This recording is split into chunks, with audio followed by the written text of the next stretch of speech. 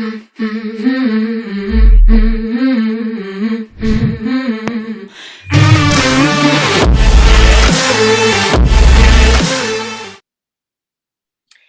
everyone. Hi guys. Hi Hannah. Hello. Welcome to this new episode of the EmpowHer Journey, the community to support your self-growth and live by your own rules. So the theme this month is how to be your best friend and tips to embrace who we truly are. And we are super excited to introduce you to Arjuna Ishaya. So Arjuna is here with us today, and he's an Ishaya monk, meditation teacher, writer, family man, wannabe kayaker, and on a mission to live a 200% life. So it's so cool to have you, Arjuna, today, and we'd love to hear more about you. If you could tell us about your empowerment journey, we can start with that. Yeah. Well, I used to be an outdoor instructor, and I became a monk because I really realized that the inner journey was the most important journey to me. Mm-hmm. And I think in terms of empowerment, it took a lot of bravery, really, to leave everything that I knew and kind of embrace something new, brand new. But I've since found that I've realized that, do you know, when you make decisions, sometimes it thinks it's an either or. And I've realized that this decision was not either this or that. It's to have everything. So I made the right decision. It resonates with us and that's what we mean when we say you can have it all. It's not about possessions or material things and having a yacht and drinking champagne every day, but rather this sense of living a fuller life. What's your experience of that? Of living a fuller life? Mm-hmm. Well, it was just that. I mean, I didn't have a yacht, but I certainly had my life organized exactly how I wanted it to. I was doing the exact job, living in the exact place in New Zealand. I had everything, and yet none of it equaled satisfaction. I saw that it wasn't about the outside, how I organized things, but really my attitude or my approach or the internal connection, the internal exploration that really made a difference in my life. Wow. How did you come to this conclusion in your life, like to take this decision to be a monk, and what happened? Well, I mean, as I said, I got to a place where everything seemed perfect, where externally I looked around and I had everything that I had ever wanted. I was doing all the things and having all the adventures that everything was just so. And yet it was that contrast between everything set, everything perfect, and yet not feeling whole or satisfied or complete. And it was so confusing because I was definitely sold this idea of make your life look like the way that you want it to. Get the yacht and the house and the holidays and the car and the career. Get all your ducks lined up in a row, and that will make you feel a certain way. That will give you wholeness. That will, you've won the game. And it wasn't. It opened up a whole new level, and I was, why? What have I done wrong? And I think a lot of people are like that. Yeah, definitely. Yeah, in your last book, you talk about the donut life, which I think is a very powerful metaphor to explain that. Everything on the outside is sparkly and shiny, like the icing of the donut. It looks so yummy, and yet there isn't anything at the core. It's empty there. Yeah, and I think in the same book, I really see that we're kind of sold. We have to make an either or choice. Really, and it may not be a conscious choice, but it's, do you want to make a difference in the world? Do you want to find some hard things to do and tick those goals off, whether that might be physical or You might be involved as an entrepreneur or in your career, in your family life. Like, what do you want to do? What do you want to possess? What do you want to achieve? And that's seen as direct contrast to a life of satisfaction and contentment. Like when I talk to especially entrepreneurs and military and athletes, a certain percentage of them will tell me, I don't want to learn to meditate. I don't want to learn mindfulness because that will make me lose my edge. And I don't want to do that. So there's this contrast, there's this idea that there's achievement and going for it and getting things done. And then there's finding out who you are, what really satisfies, what your values are, being content, being present. And that's the equivalent of being ambition jelly, just all soft and mushy and everyone can kick you around. And it's not the case. It's not the case at all. Right. Good. How do you mix both? So how do you do? Yeah. Well, I think the way that especially Western society sees competition and achieving is it's sort of winner takes all, isn't it? There is this sort of hyper masculine kill or be killed, conquer and take everything.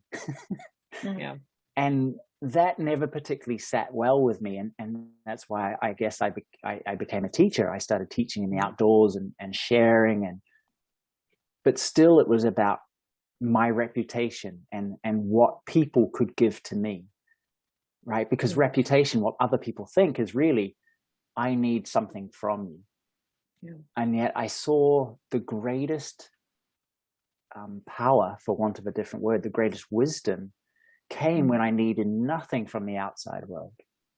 When really I was so aligned and centered in myself, I wasn't doing things out of fear or to impress people, but I was doing things because I really wanted to, that I was excited to, that I needed to, there's this, my heart or my soul was pulling me.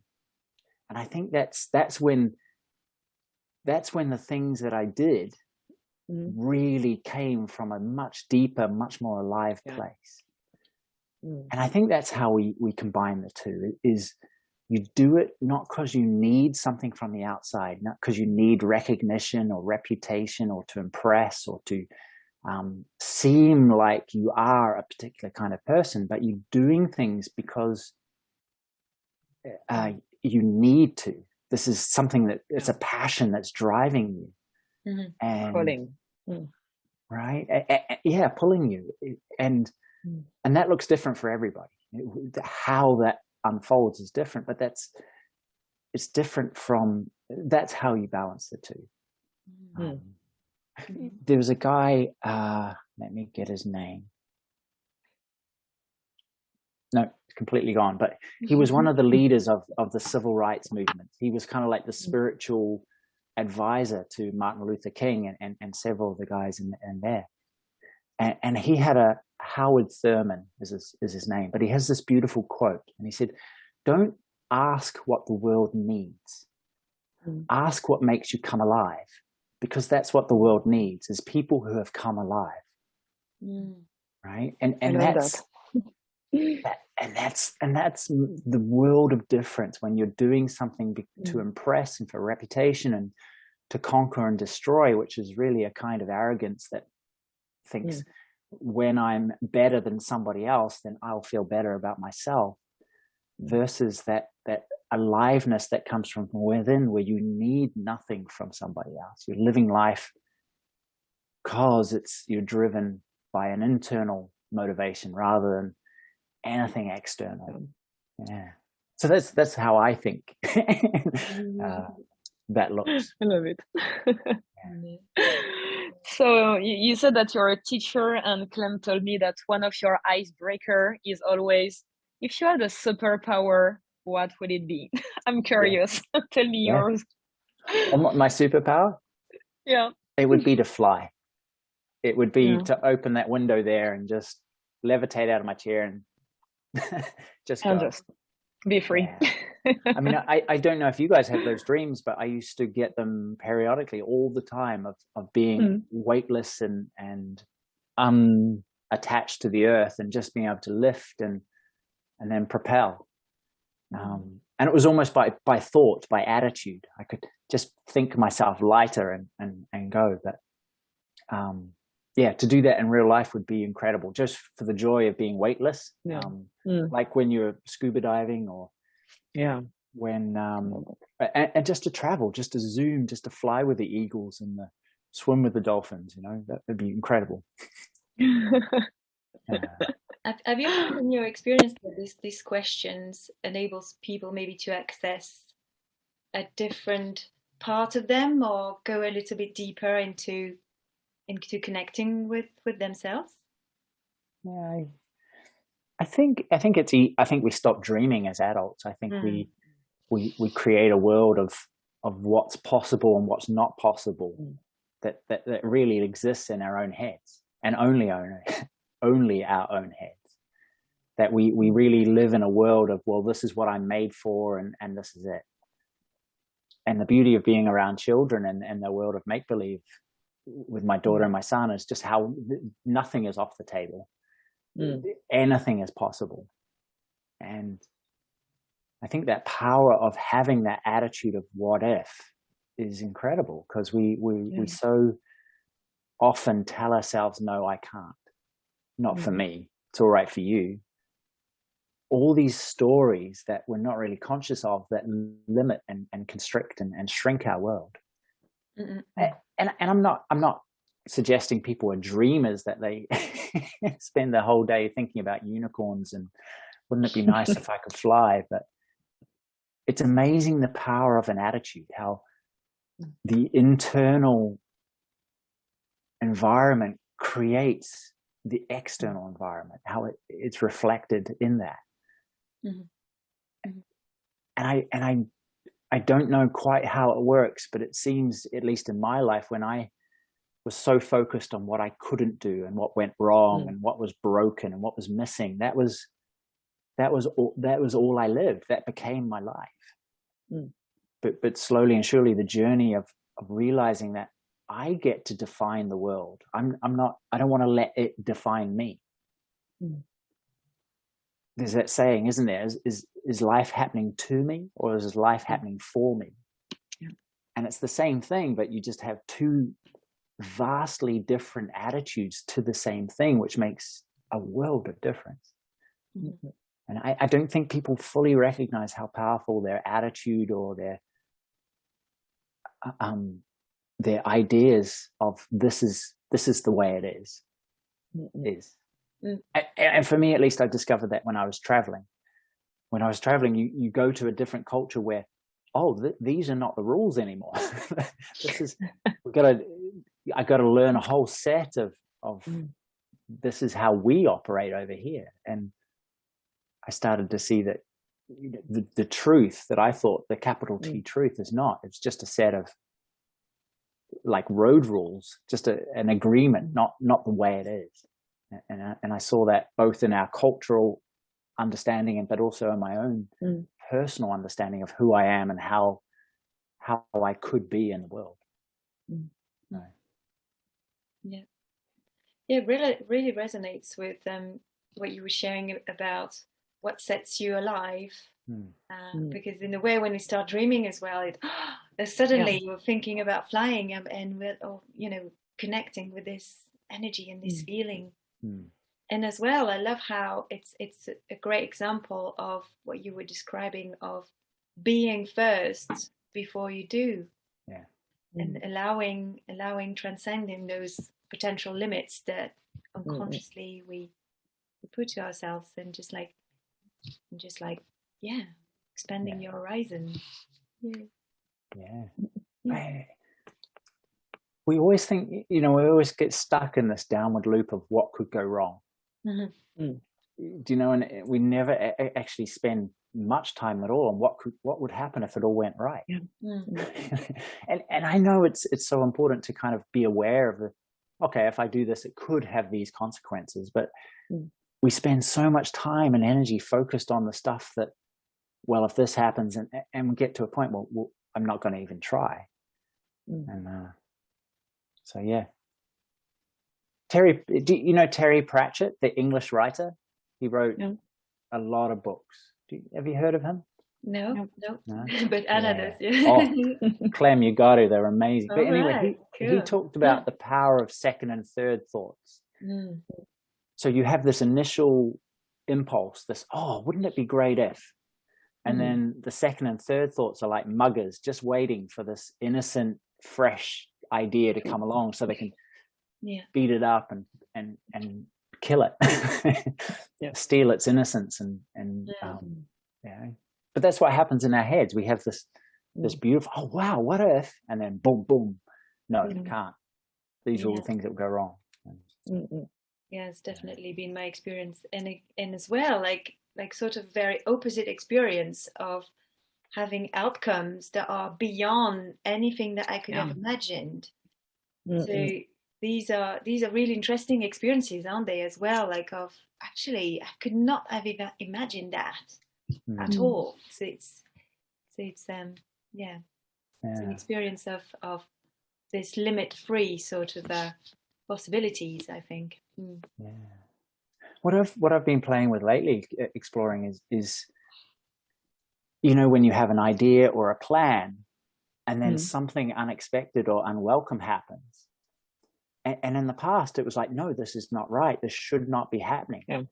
And instead playing with my idea was like this.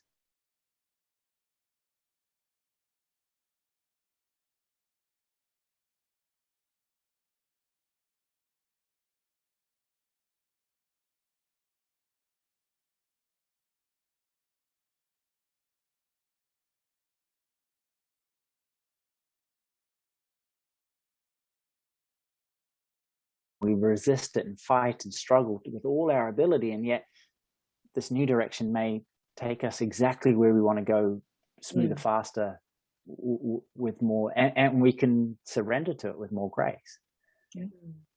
So, but it is an interesting exploration, I think, for all humans, that degree, like I was saying, that sort of almost like plan-driven ambition, keep going, versus being led as well. Having an idea, this is where I want to go, but being more fluid. And I know you can be so fluid you don't do anything. And I know you can be so rigid and driven that you create blood pressure and heart attacks, right? And relationship fallouts. So for me, it's exploring that. All right, let's see the dance between the two. It's a beautiful dance, and sometimes it can feel like we are like our worst enemies, and we create a lot of the obstacles that we seem to be facing, and so it's difficult to realize sometimes if it's someone's realization. But what do we do with that if we realize that it can be actually something coming from inside or coming from the mind? How can we turn that around? Well, I think you said it really well. If it's coming from the inside, it's the one thing that we can learn to control, or we can learn to focus on something different. I mean, it's so easy to focus on what's wrong, what's broken, what's missing, and it really is. I was talking to someone this morning, and they said just this: you honestly can, in his experience, you can find a silver lining in any situation. It just requires you to step back and have the motivation or the inspiration to go, you know what, if I focus on what's wrong and what's broken, it hurts me.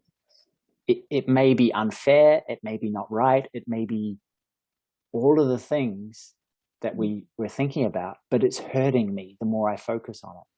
So for him, his motivation was like, okay, this is something I cannot change. I cannot leave it. I must accept it. And from that acceptance, find something to hang my hat on, something to hang my day on, my life on. And that was the silver lining. And he's so right. You can find a silver lining in anything. It just requires the motivation to look. Yeah. So for you, it's take a step back and then find some joy or something, some gift in the situation. Yeah, you know, even if it's something that seems as inconsequential as well, it's teaching me patience. You know, it's teaching me to be, well, to be accepting and serene in the face of all those things that I cannot change, to quote the Serenity Prayer, which is a necessary part of it. I mean, recently we were supposed to be in France for a family wedding, and despite a lot of time, a lot of energy on the phone, going to passport office, we just couldn't get passports for the kids. And it was one of those cases where we just go, you know, we've tried everything. We can't let our heads be brewing on it 24 hours. We just have to shrug our shoulders, go, you know what, we did our best. And so my wife went, and I stayed at home with the kids, but it was done through pure acceptance and really pure joy of, well, what else can we do? Let's make the most of this. My wife went away and had an incredible holiday by herself, which she's, you know, as all mums know, they need a holiday by themselves. And I got to hang out with my kids for a week. You know, it really is doing your best, but realizing when you just got to give up and go with wants to happen. So, like that. Yeah, very beautiful. It feels like navigating, doesn't it? Like you have to go with the current instead of being so upset about the wind going a different direction. And lovely sailing analogy for that. There seems to be a natural flow to life, just like there's a natural flow outside my window, your window at the moment. There may be seasons where everything seems to be going great and everything is good and aligned and our goals are being met. And then there's times where it's not. And really you can get out there and shout at the weather, or you can step back from it and go, you know what, I'll wear another raincoat if it's raining. There's that saying, there's no such thing as bad weather, just bad clothing. Yeah. And you could say the same, there's no such thing as bad events, just a bad attitude. It's only judgment. Yeah, exactly. Because the judgment just squishes it and creates, it fixes it in stone and fixes our attention on it. So now you've got to be in a particular place to really embrace that, but it's an attitude worth embracing, I would say. Yes, and I found that extremely empowering as well. Like it means that you have a choice. There is something that you can do. It might seem initially, the mind might see it as, okay, that's not going to change the outcomes or the circumstance or the situation, but it's going to change your experience. So it is a massive game changer, this choice of attitude. I really believe that. Yeah. And you keep your sense of humor, right? Which for me is the enjoyment of life is so important. I've realized that when I'm stressed and agitated and worried, I can't do anything well, and there's less than zero enjoyment of it. But if you treat it like a game, you have a different attitude, then it's light. There's a different attitude to hard work. Just the other week, my Instagram profile got hacked, and this guy, I'm assuming it was a guy somewhere, a guy or girl somewhere, was sending out invitations to my whole contact list saying, hey, can you help me out with this thing? Which was the way I got hacked. and people were saying, look, just quit. You're not going to get this back. You might as well just start again. And I was like, no, but I'm going to have fun with it. And so when people would say, sure, to the hacker, I'll help you out, I was on there going, no, don't do it. It's a scam. And then the hacker was in my account too going, no, deleting my response. But instead of being this war, it became kind of funny. And well, at least I saw it as funny. I don't know. But after, a few days of this, the hacker kind of gave up because it wasn't easy, and I got my account back. But yeah, two different approaches, right? This is the end of the world, and I'm going to get angry and bitter and fight and kill this other guy, or I'm just going to have some fun. And the fun seemed to work for me, at least. True. But do you know, sorry, I know, do you know Alan Watts? Yes. Yeah, he's so amazing. And I heard him the other day, and it's on fun. And he said, as kids, we're always looking to have fun. And that's what drives us parents nuts, is because they're trying to have fun and they're goofing off, but they're not putting their shoes on. It's like, come on, we're out the door, let's go. And they're busy, doing whatever. But he said, we as adults take things so seriously, and it squashes the life out of everything. I mean, if you went to your bank or you went to your mortgage advisor or your lawyer and they were giggling or singing while they worked, you'd be like, hey, quit that. Take this seriously. But a sense of joy brings the thing alive. It doesn't mean you're not doing things well. It probably means you're doing things better. When we take things too seriously, we get so stuck and rigid and, and in the mental, yeah. So anyway, that reminded me of him. That was great. We saw on your LinkedIn profile one sentence, it's go within or go without. Can you explain it to us? Is this your compass to find who we really are? Yeah, it's an old saying. I certainly didn't invent it, but I kind of changed it to go within, to go beyond. Because going within, it's that whole thing of, do I choose a life of external ambition and creating and gathering and achieving? Or do I choose to go within, give up that, but gain some sort of sense of the inner journey? And you go within or you go without. And for me, it's like, no, this is the foundation for everything. You go within and you find that point of aliveness and energy and calm and clarity and wisdom that can mean you can step your best foot forward, regardless of what games you're playing in terms of your career or your business or your sport or your family or whatever it might be.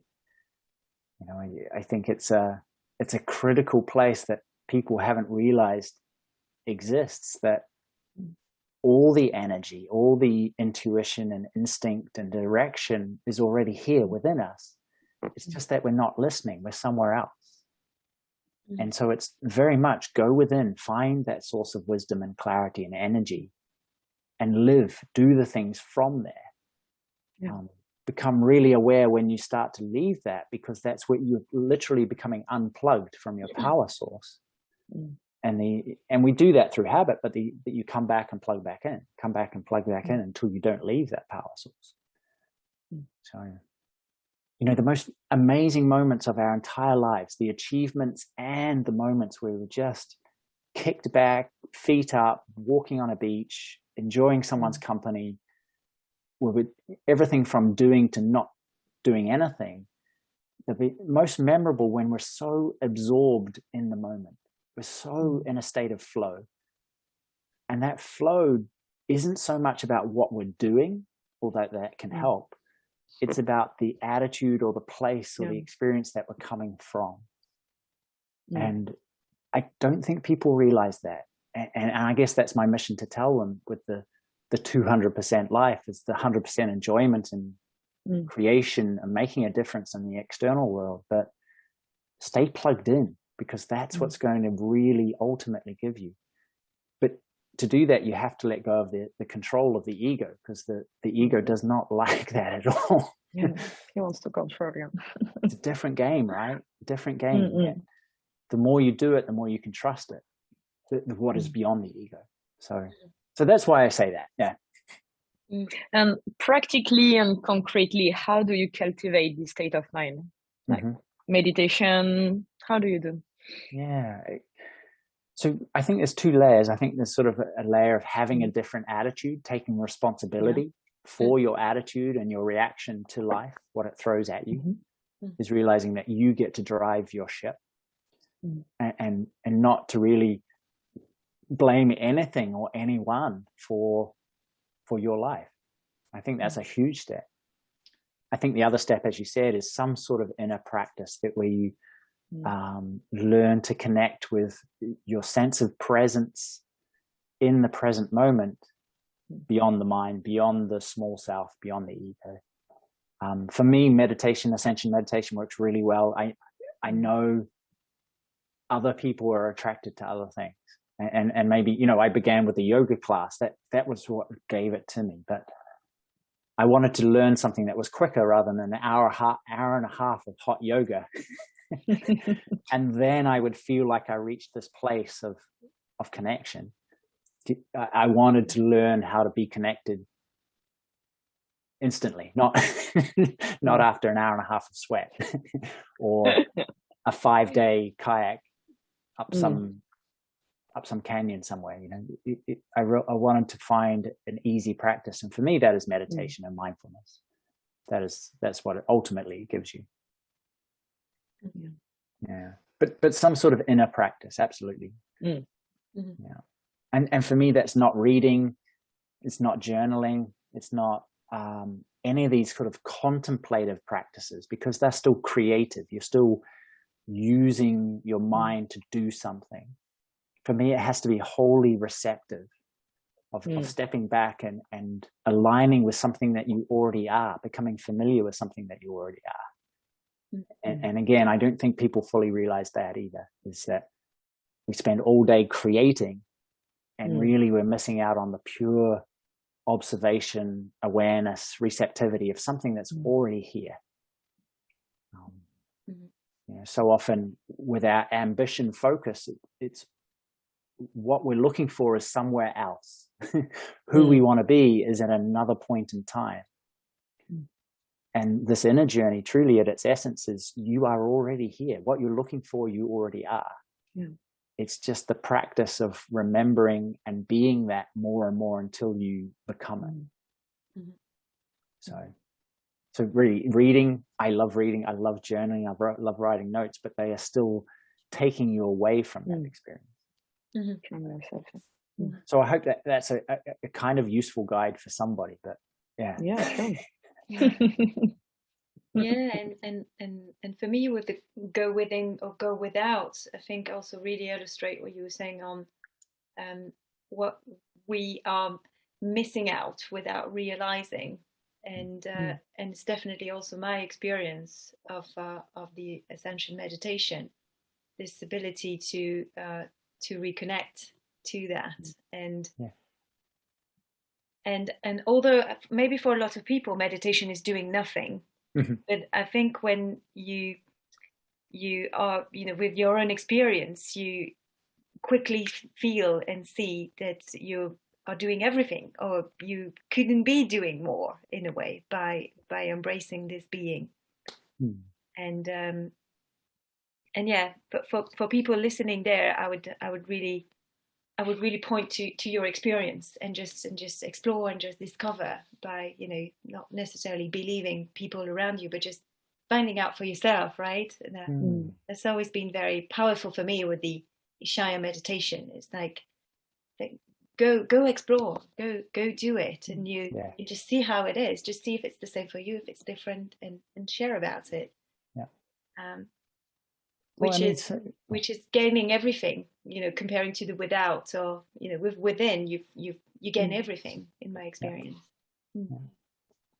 Well, we so often believe that life has to be a certain way, and we look around and we see people stressed and anxious and aggressive, and we believe, well, if I'm going to live in the world, this is normal. This is the big T truth. And, I had this discussion with my brother, and he's a high-level banker in New Zealand. So, New Zealand's not exactly an economic powerhouse, but, it's a responsible job. And he said to me, he wasn't serious, but he said, you know what, I get paid to be stressed. And I was like, no, you don't. You get paid to be responsible. And responsibility actually is the opposite of stress. You know you've gone far too far when you're getting stressed and agitated and worried and fearful, because you're losing it. You're losing your grip on the situation. But we see people around and we just assume that's the way you do it. And for me, that was one of the big wake-up calls, was when I am getting agitated or when I am getting worried, I'm losing my ability to do something about the very thing that I care about. I'm losing contact. And so, you know, emotional responses are natural, but they're always meant to be short-lived. 30 seconds or so, apparently, maybe 90 seconds at most in terms of the chemical reaction. But it was to show you, hey, there's something important here. Pay attention. Here's a flush, a full body, mental, emotional flush of wake up. What do you want to do with this? And yet we as adults hold on to it for hours, days. Yeah. We stew and we process and we resist and we fight and we try and run. But really it's one big thing I've learned is it's not stress. Ongoing stress and anxiety and fear is not the way that you have to live life. That you can make a difference. You make a powerful difference actually when you transcend stress and suffering. And some people are going to hate you for it because they've got they're quite attached to their version of stress. To the pain and well, I'm like this because she did this to me, or because my life is like that. And there's a powerful difference when you actually step out, go, you know what, I'm giving this up. I've had enough. I'm curious, how do you teach all that to your children? Like, well, how do you? I think the first step is like Gandhi said, you want to be the change you wish to see in the world. There's another saying, be the lighthouse and not the tugboat. You know, be that solid, unmoving, but radiant point in other people's lives that they can see off from far, far away through the biggest storm. Oh, there's a light over there. I just need to make it to there. I just need to do that, and that's safe passage, that's safe harbor. I've found trying to make somebody something is like trying to be the tugboat and pull people into the harbor is just hard work. Doesn't work. And it's always misguided because I think I know what's best for them, and I have no idea what they truly need in their journey in terms of being in an experience that teaches them something. You know, there's an old story of a guy who visits his neighbor, and there's this dog howling in the backyard, and he says, "What's wrong with the dog? What's wrong with your dog?" The neighbor says, "Well, he's sitting on a nail." The friend says, "Well, why doesn't he just move? Why doesn't he get off?" And the guy says, "Well, he's not in enough pain yet." And it's the same deal. You know, if I would go in the backyard and pick the dog up, most of us, just through habit, go back and sit on the same nail.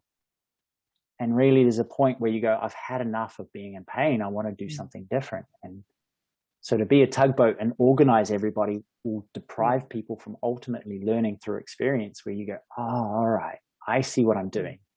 I don't want to do that again. I have to do something different. So for me, it's being, and then off just, again, that dance between, hey, no, this is how we do things. This is how we do things in this house.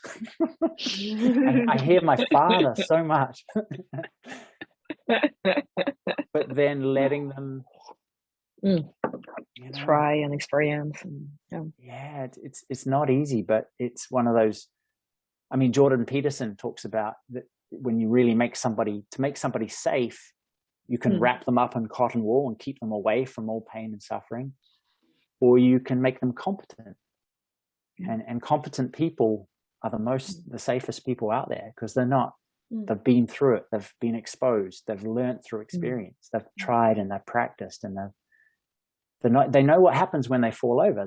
It hurts, and then you get up again, you go again, you get better. So it's that distinction between having high standards but unconditional love as well. I think it's Angela Duckworth, the grit researcher. Is that her? Anyway, one of them talks about that is all good parenting is formed on these two pillars of very high standards that you can't meet because you're always going to fall short, but the unconditional love to support. And one by itself doesn't work. You know, there's sort of the military style parenting, just the kids just run the other way. If everything is okay, then the kids just don't do anything. They need something to aim towards. So it's this double balance of, hey, I love you no matter what. But the interesting thing is that, and I see it, especially in my 5-year-old, when the distinction between doing something wrong and being wrong, she's already confusing the two. Like, no, that's not how we do things. That's wrong, in inverted commas. But she now thinks she is wrong because do you know what I mean? And I think that's as adults, we pick that. And that's why we're so scared to make a mistake, is it's not just, oh, whoops, I did wrong.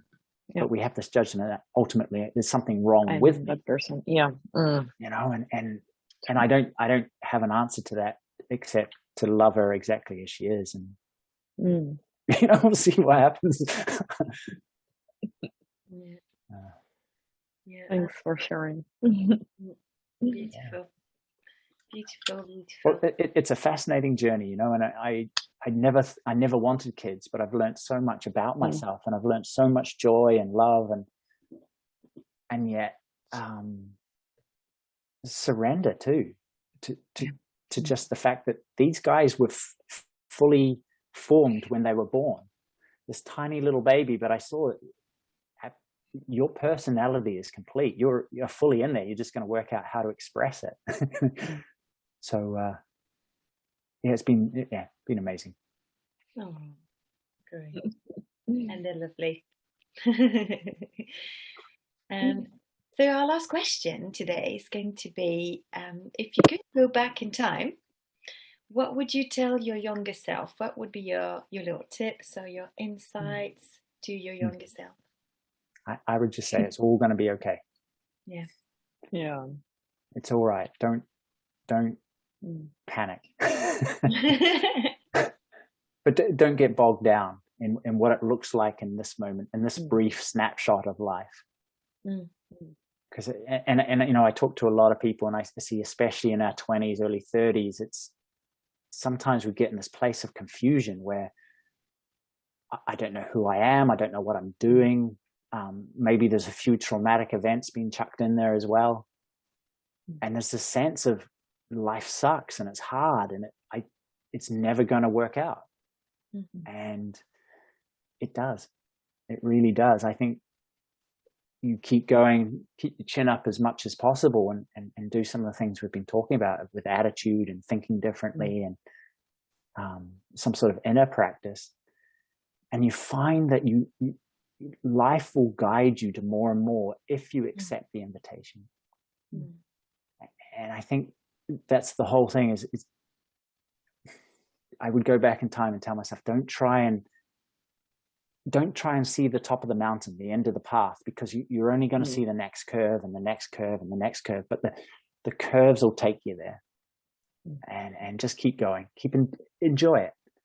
Because when I was so focused on I need to know where I'm going, because then I can be happy now, it would mean a greater degree of trust that, you know what, I can just keep walking and enjoying and make decisions as I come to them, but it's going to work out fine.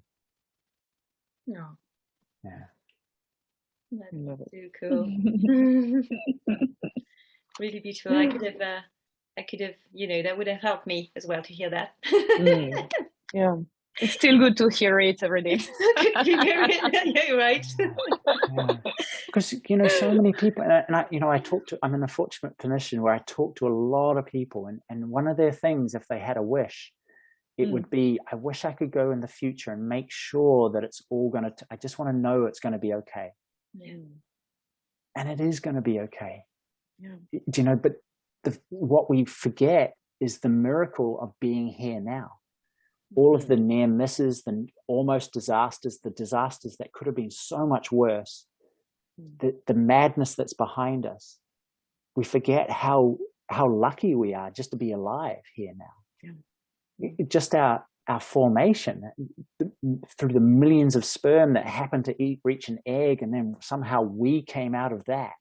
That's a minor miracle too. And we forget how the beauty of just being alive, of existing, because we're so focused on proving ourselves. I need to prove my existence. I need to prove my reputation or my purpose to somebody else, to myself. And the fact of being alive is more than enough.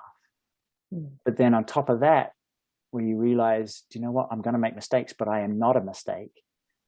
Man, that's a different way of living. And that's powerful.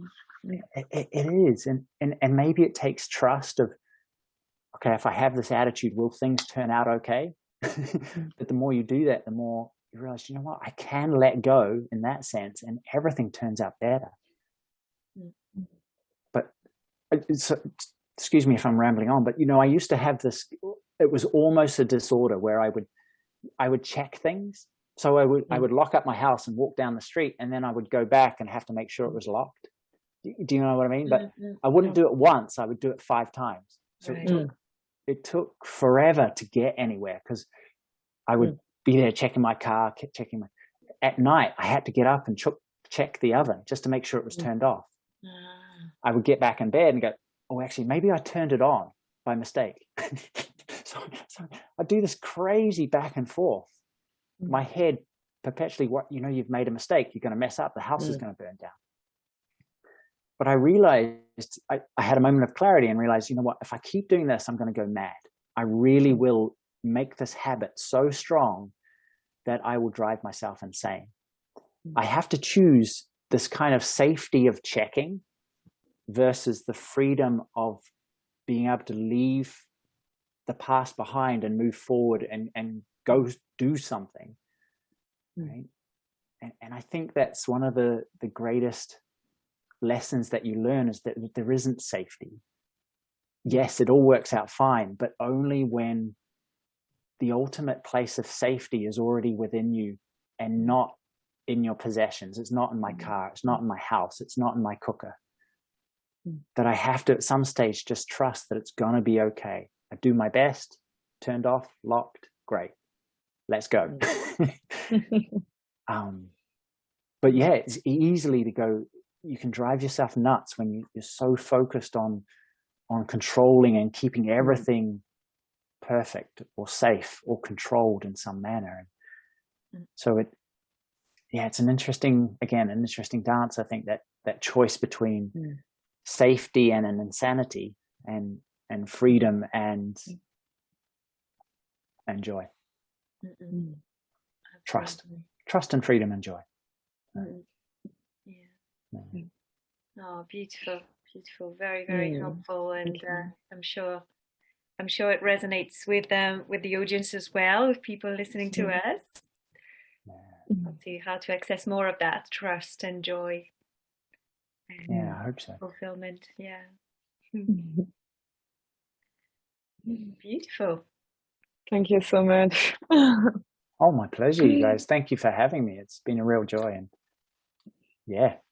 thank you. Thank you, everyone. Thank you so much, Arjuna. So there will be all your details, all the links to contact you, the details of your books for everyone in the description of the episode just below. Thank you so much for following us. Don't hesitate to subscribe to the YouTube channel so that you can get all the episodes, and you can also contact us, send us an email at theempowherjourney@gmail.com for any comments, any reactions, or any things you would like us to talk about. Thank you again, Arjuna. My pleasure. Thank you, guys. Thank you. Have a lovely day. Yeah, bye-bye, everyone. Bye.